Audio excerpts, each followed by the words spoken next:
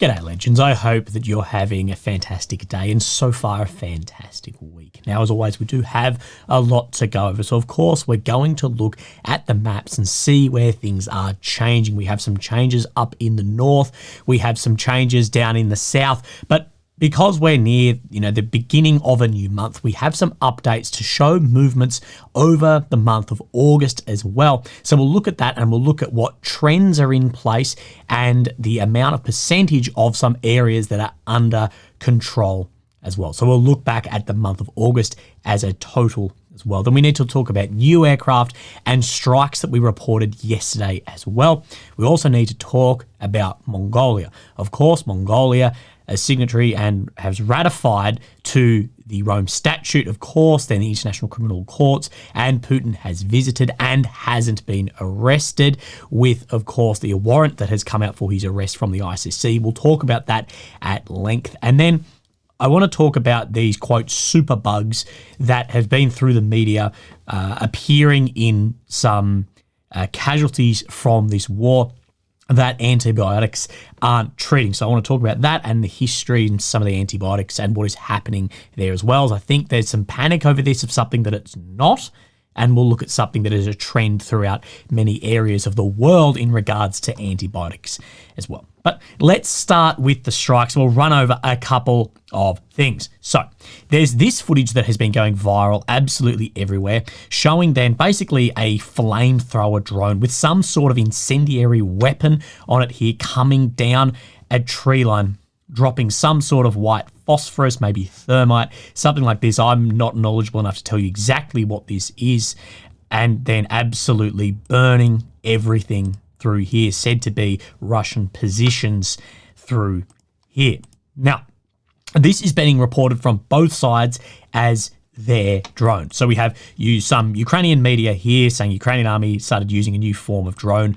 It takes large drones, carry a little weight, drop thermite over tree lines and enemy positions. And then we have some Russian pages as well claiming it was theirs. Now, I just want to clear up whose drone this is, because what we're going to do is have then a geolocation to show where this is. Now, if you're wondering where this front line is, this is down in the Kyiv sector. Of course, this is where the 23 offensive was. This is Robotny, just to give you, I guess, an idea of where we are. And we're just south of Murny, right about where I put this red squiggle, right in around here. So it is well behind the line, not well behind, but behind the line within Russian controlled territory. So 99%, it is a Ukrainian drone dropping that incendiary weapon. Hey dudes, I just wanted to jump in here quickly on this, as I may be slightly incorrect, but I'm not 100% sure. So yes, it's definitely an incendiary weapon, but there's a lot of disagreement as to whose drone it is, and the geolocation might not be actually as clear as maybe I've presented here. So some are saying, is it a Ukrainian drone being used against Russian positions? Or, due to it being behind the line, that this is a Russian drone being used as a demonstration down a tree line for a weapon that we may see enter the battlefield. Now, there is a lot of disagreement around this, and as I say, 99% sure here, that's probably incorrect. So let me know what you think, and as more comes, I'll present you facts as it comes. So apologies if I'm off on this. I'll try and do some more digging. Now, many people have pointed at what sort of, is this a war crime that is happening? Now, incendiary weapons and war is actually very, very difficult where the law actually sits on that, because there's so many bits and pieces around what specifically is being used, what is specifically being targeted, what area it is being targeted to as well. The funny thing is, when Russia was claiming it was theirs, we saw a lot of this is a war crime. When Ukraine's claiming it was theirs, we saw a lot of this is a war crime. So I think everyone thinks that maybe this is unethical. Is it a war crime? I don't, from my limited understanding of some of these phosphorus sort of things, thermites, I don't believe it is, but it'll be interesting to see how that comes out. But one thing I will say is the amount of crimes that have been blatantly committed and ignored throughout this war by, let's just say, everyone involved, I don't think anything is going to become specifically of that. But like we see the systemic use of riot control K51 canisters with the active ingredient chloropicrin, which is a riot control grenade, we see that used to try and clear out trenches. So then lethal drones as far as FPVs or grenades can then hit. We see that. We could see more use like this as well.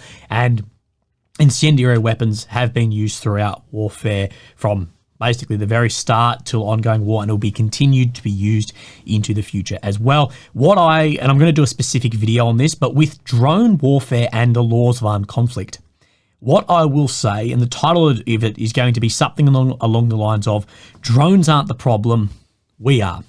The laws of armed conflict that are already sitting around war as in general, that does take into account things of drones, horses of the combat, when someone is wounded and out of action, as well as surrender as well.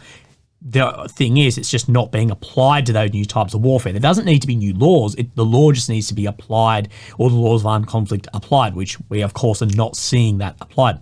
This, I think, things like this we'll see more and more of. So, we spoke yesterday about, right as I was filming, that there was another large missile barrage across Ukraine as well. We have some more footage here of strikes in Kyiv as well. We can see this rising up, and you can also see just off to the right of the screen, the beginning here, another flash. Now, that is impossible to know that the flash, if that was a launch, an interception, or one hitting either. But we do have Ukraine's claimed numbers around, Ukraine's claimed numbers around these as well. That 9 of 16 of the Iskanders, 13 of 14 of the KH-101s, none of the S-300s. Now, the S-300 and S-400, but in this case, it would be S-300s as far as, yes, they are surface to air typically, but can be used surface to surface, a much shorter range than a lot of these other systems, so they're mainly used up around Kharkiv. They hadn't shot down an unknown one, the majority of the Shaheeds, and then a few others here, but they said they didn't reach their target. So again, majority said to be intercepted here. But again, like I say, with any numbers, I don't care who's releasing them, massive grain of the salt, the biggest that can be achieved. Now, the mayor of Kharkiv has put then this on his Telegram, talking about strikes, intensified strikes against Kharkiv. But he says here, during the evening shelling of August 31, the enemy, for the first time during the war, used such a typical weapon, the Grim E1, or Grom E1, some are calling it, a hybrid of a missile and a guided aerial bomb on Kharkiv. Now, what we did report the other day was there is said to be a new sort of air guided fab coming into the war as well, an analog of another system increasing the range, because of course the thing with the fab is it does put the aircraft in more danger. The Su-34 being within 30 or 40 kilometers of the target is still in a dangerous zone for those air defense systems, unlike your Tu-22s, your Tu-160s, things like this that are far further back dropping the missiles. But of course, this is why they are significantly cheaper. We have heard that there is a much longer range variant version of these too. And this gives a little bit more to what the mayor of Kyiv said. The hybrid of a guided missile and aerial bomb, and specified that it was from a Su-34 bomber, which corresponds to the same platform as the KH-36. He did not specify where the Russians aimed the Grom E1, but the explosive damage administrative buildings and production facilities. He mentioned the warhead's mass of 350 kilos and the maximum destruction range was 120k. So we know with those, the typical UMPK fab, we're talking 30, 40, maybe 50ks. Of course, this has just massive variability, everything from a light breeze to the speed, altitude of the aircraft, all of this. It would be very interesting, and we're not going to get this maybe ever, but it would be interesting to see if the pilots of Su-34s had like some sort of table and how they work out the trajectory where these bombs are actually going to hit, as we have seen that those have been, well, from the beginning to now, have increased their accuracy significantly. It'd be interesting to see if it's automatically dropped, still pilot activated. It'd just be interesting to know. But this is a more powerful and accurate than the Fab 500. Of course, putting those aircraft back, say another 60 kilometers if it's at max range, is protecting the aircrafts as well. And like we have seen, Ukraine with these fabs, they need to hit the aircraft, not the fabs in the air. was officially unveiled for the first time at the 2018 Max Air Show in Russia. So anyone familiar with like SHOT Show, Land Forces in Australia, SOFIC, any of those like military conventions, that is basically Russia's variant of this. And we've seen this back in 2018 and 19 on display as well. So that is an interesting piece. But speaking of Su-34s, we do have UAC, so United Aircraft Corporation, of course, work with Rostec, build then the majority of Russians' aircraft. We see that they have released on their Telegram that they have now have produced a few new Su-34s.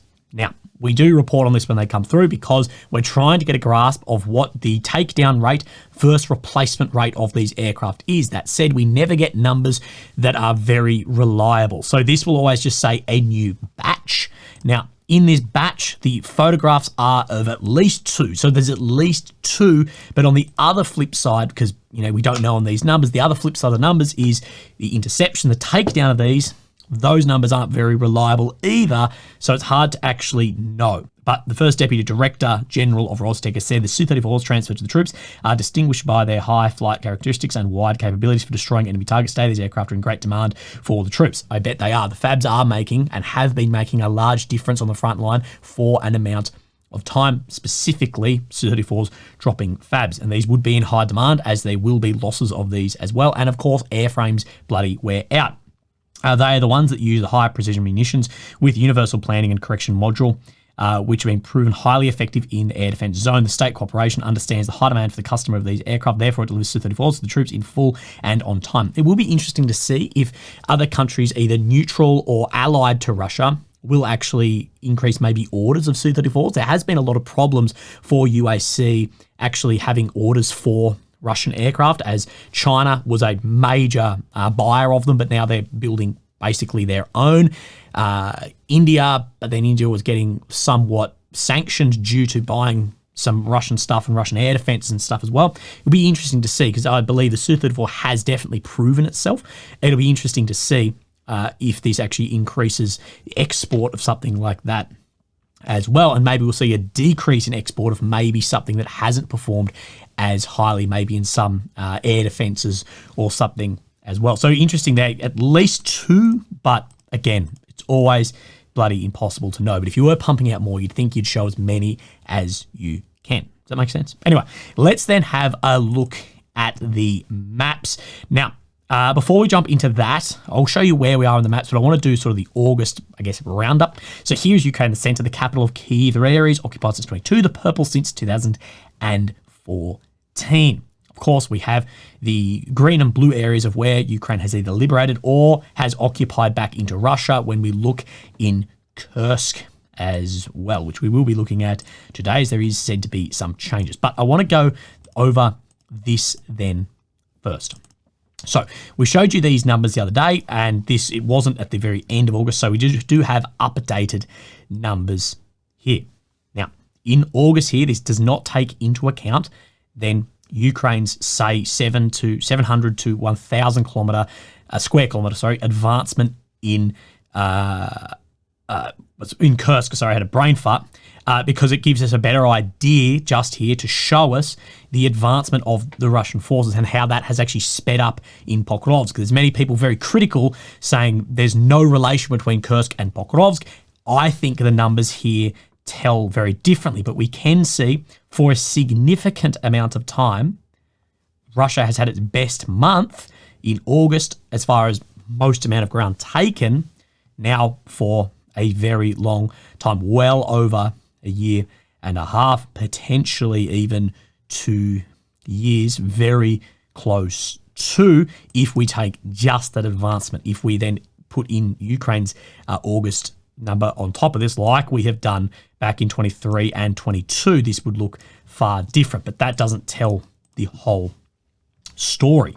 Although they're updated, we will update that as it comes. But I want to look at WarMapper as he has released some numbers. Now, one thing I will say is WarMapper is very, very conservative towards any Russian gains, pretty much any gains in general. We can see here, these numbers do reflect this as well, but you can see August still within 13 square kilometers, pretty bloody close. So Let's look at what he has put up. In August, Russia expanded control of Ukraine by approximately 350 kilometers squared, marking the monthly gain for Russia since August 2022. So 2 years. However, Ukraine crossing into Russia, seizing control of approximately 770 kilometers squared, an area equivalent to all Russian advances since the end of April. And this is something we do see a lot of. The advancement in here since then, April, this is the equivalent of. We'll say the ground taken is significantly different when we're looking at defensive positions and works as well, but still a large amount of ground. So we have as well this Ukraine control of Kursk. And what we can see is in the past, let's say week and a half, 2 weeks, it has very much tapered off. We saw these large swaths gained in the beginning, and then it does taper off. And you'll see this with any advancement in modern warfare, that eventually things turn protracted, attritional, that maneuver, the logistics to keep up with that is so massive. But what is important for Ukraine is to somehow try and maintain momentum or push somewhere else as well. Like that article we went over the other day, it needs to have simultaneous and successive operations, one after the other, because if it's start and stop, though the Russian forces can build the defensive lines and either take back those gains made or build defensive lines that those gains are going to be needed again. Sort of that keeping them on their toes, that push through and maintaining the maneuver element of war. And the issue with this is not only mobilization problems and maybe command issues, but also the aid, the Western military aid coming through that isn't completely stable. It'd be very hard to actually plan long-term those operations, as you don't exactly know what is coming and going here as well. But this is something I wanted to show you as well, the data by oblast, as this may tell us a little bit more. So that Russia occupy about 60% of Donetsk, just under basically all of Luhansk except a small part, very little of Kharkiv. Of course, that's the northerly push and some up in the northeast. The majority, well, 3/4 around about of Zap, 71.8% of Kherson, basically nothing of Mykolaiv, and all of Crimea. Now, this is where we see a massive difference in the terms for peace between Zelensky's 10-point peace plan, the 1991 borders, and what Putin proposed on the eve of the summit in Switzerland of taking completely 4 oblasts, and that was their terms for peace. So, of course, what Putin wanted was he wanted to actually take oblasts of which he doesn't control all of. So Crimea does control all of, but he wanted Kherson, Zap, Donetsk, Luhansk. So to give you an idea, of course, we have Luhansk, Donetsk, then Zap, Kherson, and Crimea. Of course, Ukraine is on the exact opposite of that, of no, we want all of these back.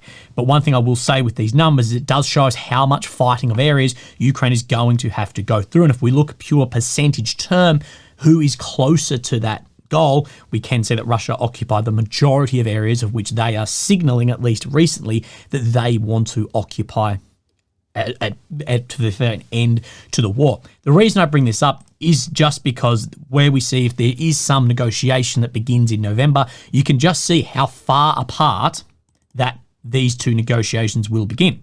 That it will say, you know, Russia's 30% of Donetsk and 30% more that they want, and 40% more of Donetsk, Zap, Kherson, where Ukraine is 60%, 90%, 70% away from that as well. So the reason I bring this up is just starting at such different areas, I don't see there's going to be any common ground actually met there. Guns fall silent, borders redrawn. I just think starting so very far apart. But we have this today in an interview by RBC Ukraine of the Deputy Prime Minister for the European and Euro-Atlantic integration, talking about the borders of 1991 and that no other options are being discussed. That when asked about joining NATO in parts, meaning territories that Ukraine currently controls de facto, she said, "I do not believe that Ukraine should offer any solutions now until the Allies propose Ukrainian membership in the alliance." So Ukraine as a whole, not piece by piece coming in. We will never raise the issue of certain limitations or redistribution regarding NATO membership, so that no other options other than Ukraine, the borders of 1991 are being discussed in there as well. What I say every time we look at these maps is that just means there's a hell of a lot more fighting. If Russia wants to take the complete amount of these oblasts, of which it does not control all of, there's no other option but for them to fight through, and same for Ukraine, that fight through as well. I personally don't believe that the Russian military or the Ukrainian military currently has the industrial capacity, as far as military industrial capacity, and that goes down to weapons and planes and tanks and all this shit, and or the mobilization to actually achieve that goal militarily on the battlefield. Now, strategically, with hitting centers that affect economies, diplomatic pressure from other countries, maybe, but pure military, we see the slowness of grinds here and there.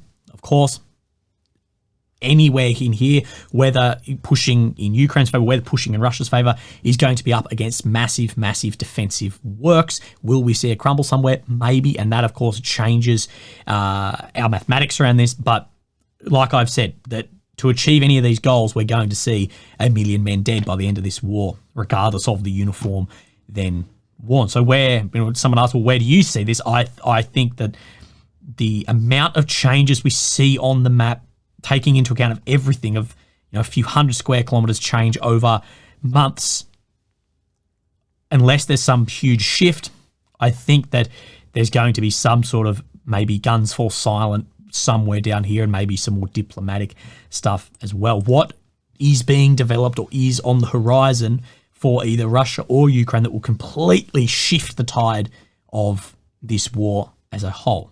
That's my question. Is what okay, going to be a win here. Okay, what is coming on the horizon that will completely change everything here? I don't see it. Maybe I'm not seeing it either. But let's talk about the north, as we have seen some Ukrainian advancement today. Now, Deep State isn't really keeping up to here as much as some other maps day to day. It's a bit more difficult to see due to the colors. So we're going to jump onto their Noel reports and Suryak as well. And you're going to like this because both maps are lining up with an amount of villages, so we can confirm that's where the movement then occurred. So we see the blue check to the north of Sudzha and to the northeast as well, making some ground here out from Martinyovka and capturing more of this road too that runs right from the north of Sudzha all the way up into Lugov as well. You can actually see on this map too the defensive works that Russia has put in before the next run of major towns, Lugov, Cherkov, and of course before Kursk itself. So let's then have a look over what Noel has also said and what Suryak has said as well. It becomes a little bit more clear between these maps because one is satellite imagery, one is like, I don't know what you call it, the white background. It becomes a little bit easier if we then do this. So Sudzha access Ukrainian army should control over these localities here. You can see by the blue dots in here.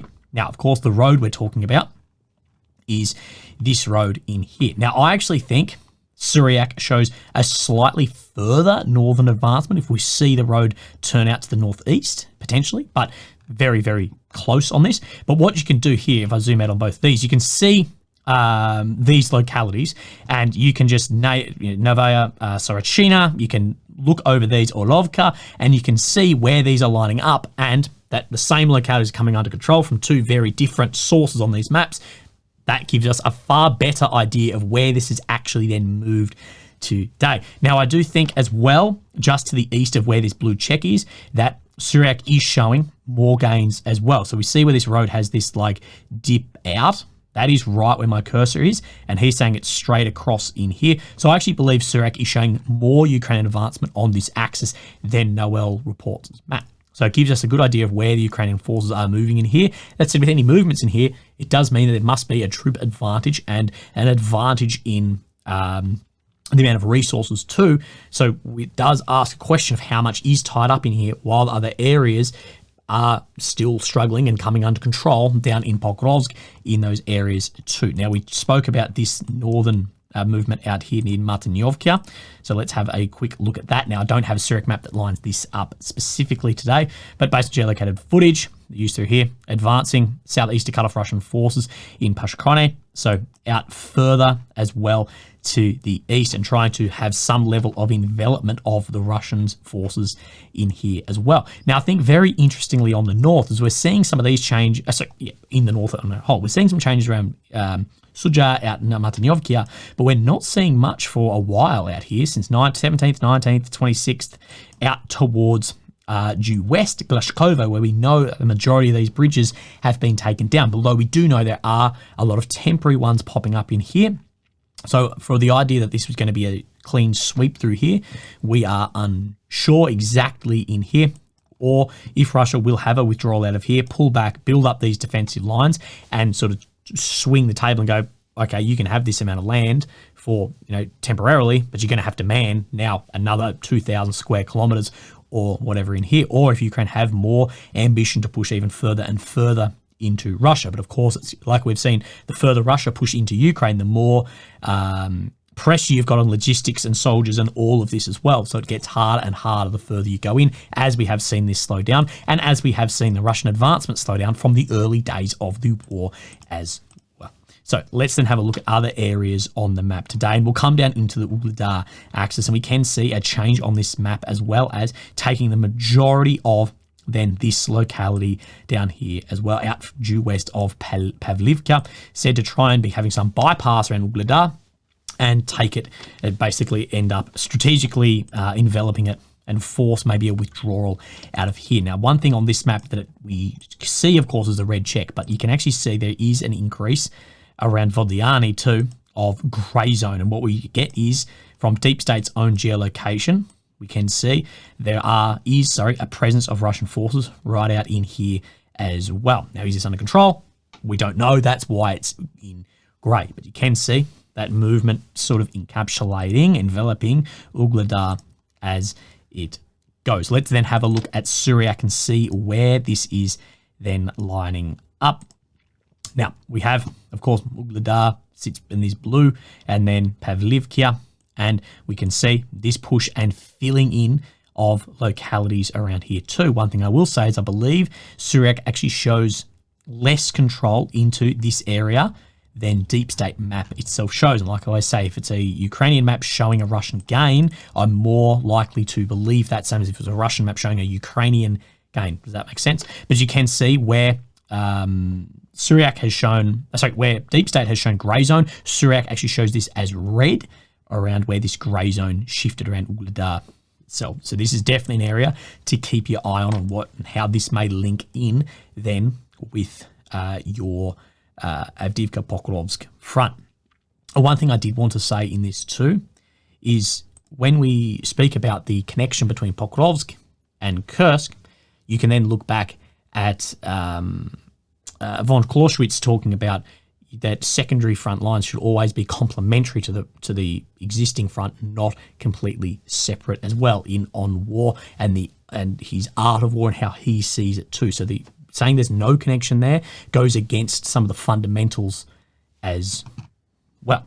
So let's then have a look actually then at Pokrovsk as we move up. Now, no changes shown on this map here, but some shown then on Deep State. So Suryak. So we look around Selidove. Now he's showing significantly more control in and around here, further than entering the grey zone in Selidove as well, saying that then advancing inside Selidove and control over the hospital area, that 40% is now under control, and pushes down in the direction of Lizivka as well. Remember with Lizivka, so we're talking, this is Ukrainsk down here, this red dot is Lizivka. This was shown by live UA map, further control as well, and other control further towards the south here, Zeleny Persh as well. So what actually is happening in here, I guess it's very difficult to know. Anywhere where there's rapid advancement, a lot of presence, maybe not control, again, difficult to tell. Then we come New York, Toretsk. Now you can see on this map, it's showing to the west of New York, more control by the Russian forces here as well. Still showing there is some level of surrounding in here. We see very similar up in Volchansk now for a month and a half. So what exactly is happening in here? Difficult to No, but if there's no movement in or out, those logistics, there's no way it would still be running in there. So let's have a look in this direction. And Surak only has an update in the Toretsk front in here, not on the New York. So we see this is where Zalizne is, Toretsk, and you can see just a filling of territory out around here. I actually believe maybe Deep State showed that yesterday, day before. Yes, so yesterday it showed then same amount in here. As these maps looking at different areas, we can see where things then change. Now, this map doesn't have any other changes today, but we do have a couple of Suraks. So Vimimka up here, of course, if you know where this is Bakhmut, just to the north of Rozdilivkia, we've spoken about before. And we can see then the train line running through Vimimka too. That Surak does show that the Russian forces had a further push up this train line right up to where Vimimka itself is in here, that they're saying they took control over the settlement. And he said that there are then a map correction, the following latest confirming the control further south at elevations overlooking. So he's saying map correction. We're not sure if this is pushing back in or map correction, but he's saying that he shows Ukraine still under control here, which is shown by both of these maps as well. So it doesn't show the movement out here, but does show that this is under Ukrainian control. We know Russia had a push up here seen by this grey zone, and from what we get, it was actually a withdrawal because they couldn't hold this ground. Now let's push up into the northeast and we'll look at Pashani here. And we can see these maps are fairly similar, but Surak is showing a further western advancement in here towards Kolesnivkia as well, with more ground then being made today. We can see that these areas like Berestove are coming under more of a threat as this sort of does pull around. But like we always say, we do believe the Russians are trying to get to the Oskil, to split this into a north and south element to try and have more effect on Kupiansk, to try and limit some logistics as well. So we will wait and see what happens on that front as we go.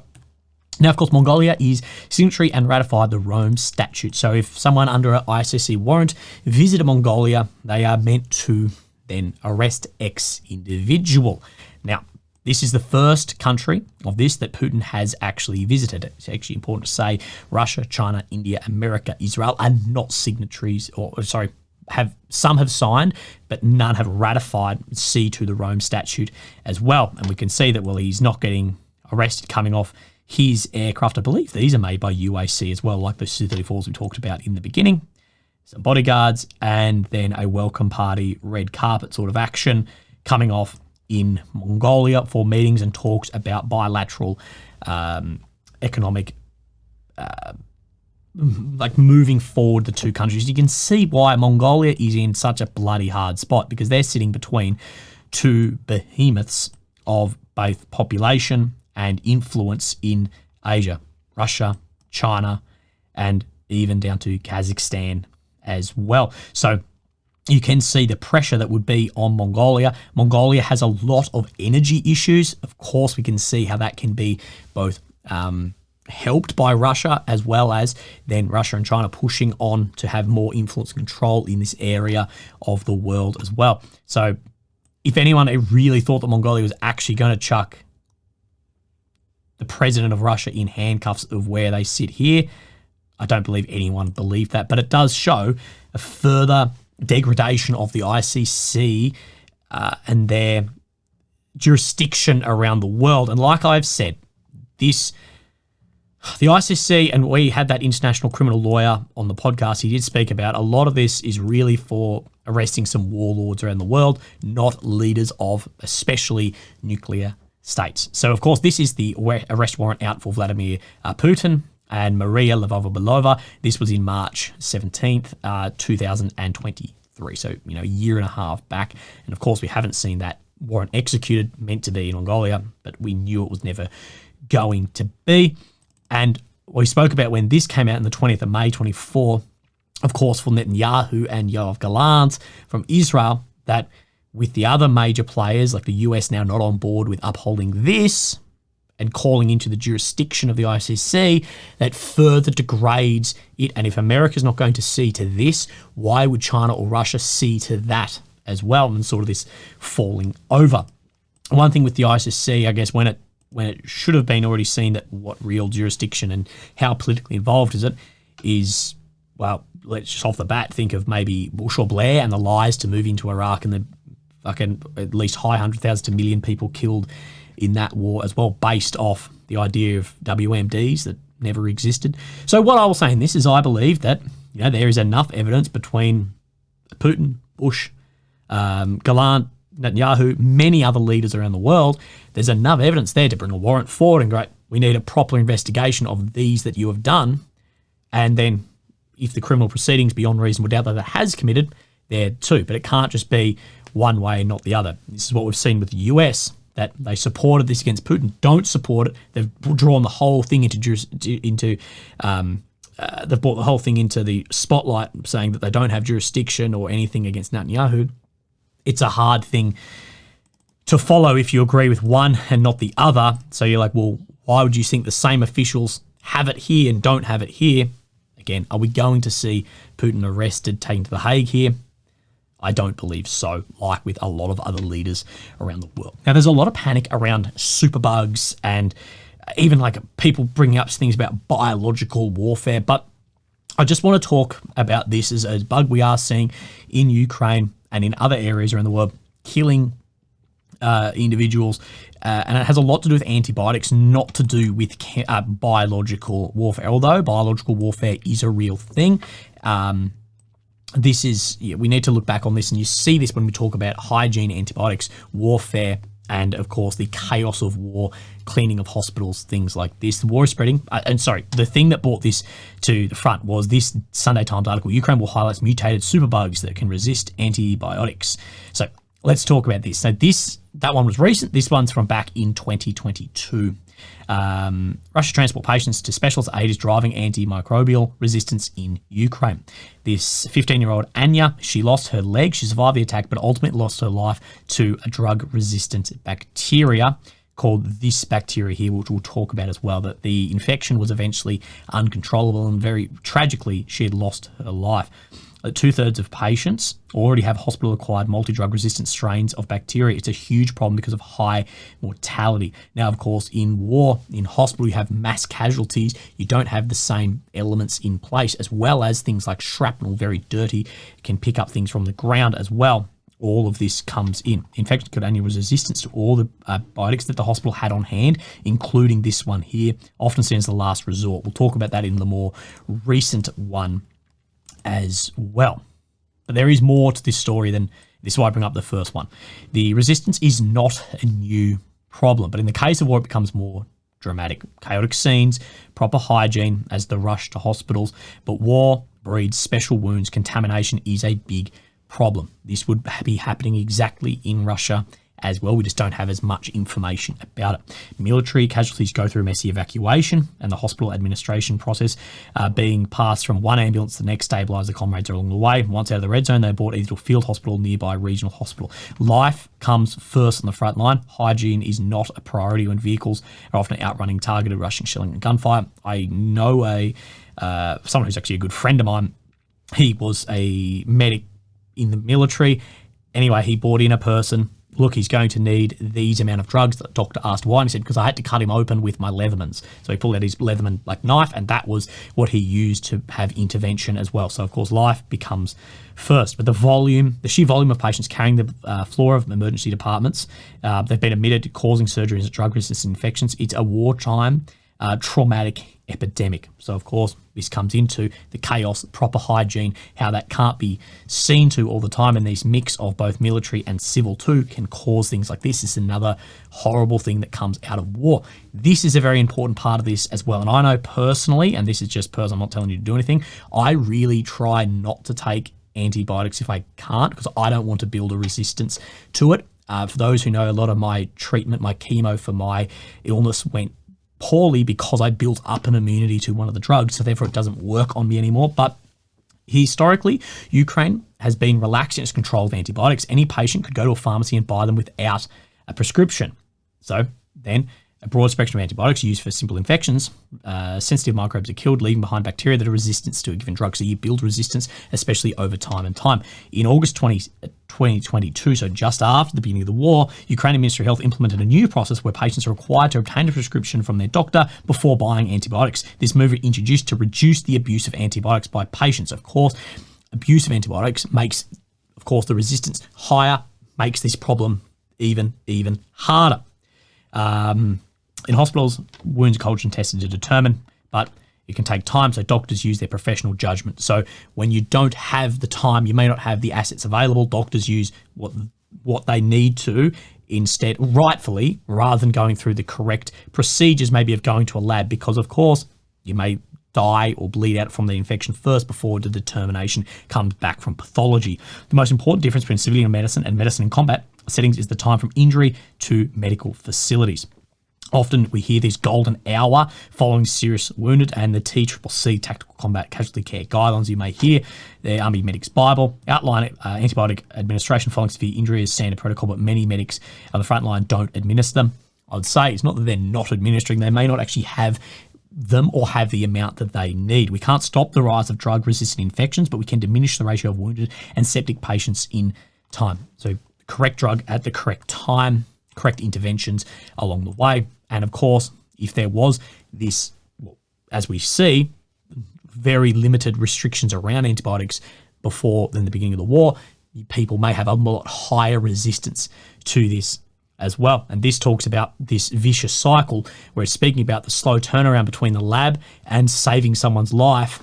You can end up having less effect down the line of these drugs as well. But this is an interesting part. Remember, this is well over 2 years, this investigation, and this is from medical, not from just news trying to sell clicks. That the David Jenkins, president of the British Society of Antimicrobial Chemotherapy, these bacteria don't stay in hospitals. They spread from place to place through watercourses, even through animals and food. What happens is one place can affect the other side of the world in a relatively short period of time. Some of the patients are brought to Western Europe for further care. Threats are posed outside of Ukraine as well. He knows too well about the dangers of spreading drug-resistant bacteria. A patient was repatriated from Spain, improperly isolated at the Leicester Hospital in 2018, and then it went through 100 other patients in the hospital. Drug-resistant bacteria is a big problem, not just in the Ukrainian healthcare system. It'd be a problem for Europe. Ukraine is already on the source of multiple resistant strains. We must find a way together to save lives in Ukraine and Europe. And has to do a lot with the care, the massive amounts of losses too. This is that vicious cycle. You can't stop treating. And this is something that war gets. Of course, we know what happened at the end of World War I with the very spicy flu. But this is the article that people are going over, that it has highlighted the mutated superbugs that can resist antibiotics. And that this gentleman here had to actually have an amputation to basically cut out the infection, because these last line of drugs couldn't actually kill the bacteria of this cocktail, and even this top shelf antibiotic with severe side effects couldn't do it. That they warned of a dystopian future in which antibiotics are rendered useless, and the grim prospect is no longer a distant one. In 2022, speaking of, in Britain's most specialised trauma hospital, surgeons were forced to retreat to medieval methods, of course, cutting off limbs or cutting out the infection itself. The antimicrobial resistance, known as AMR, as a silent pandemic. If bacteria continue to evolve to evade drugs, it will put even routine healthcare at risk. Even removing a child's tonsils will be in danger their life. And of course, risks around chemotherapy and patients with cancer. 2, creeping threat here that they're projected by 2050 it could kill 10 million. Lancet 22 found there were 4.95 million deaths linked to drug-resistant bacteria. 1.27 were directly attributable to superbugs as well. And the ability, if you can, cut things out too. It's not just a crisis of war zones and firelands. In England in 22, more than 58,000 people acquired an antibiotic-resistant infection, 4% up from the year before. And what we can see is more and more people are actually getting prescriptions for antibiotics as well, reversing the trend. So we can see from 2012, there was a trend down to 2020, maybe something happened around this time, of antibiotics being less and less prescribed, but we can see this trend back upwards as well. And here's another problem. The problem exacerbated by the fact there are no new classes of antibiotics discovered since the 1980s. And a few drug companies are trying to find a way in the knowledge that if they were to bring one to the market, its use would be restricted for fear of resistance developing once again. So they're saying if we bring one to market and there is a resistance, we're not going to be able to sell it as well. So this all plays into whether you want conspiracy or what, it's the way the world is happening. So this is a big problem. We can see in areas where there's mass casualties that you cannot physically, realistically undertake maybe correct procedures. And, well, it's not a correct procedure to get a bit of shrapnel that's come through the dirt into someone's leg too in mass casualty events. You're going to see a rise of cases like this, and the ability to cross borders becomes a huge issue as well. So, yeah, that's it. Legends, I hope that you're having a fantastic day, and I'll speak to you tomorrow. Thank you. Bye-bye.